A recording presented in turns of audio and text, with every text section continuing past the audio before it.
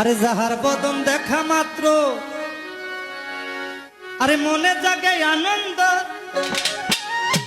আরে তারে বুকে জড়িয়ে ভাবা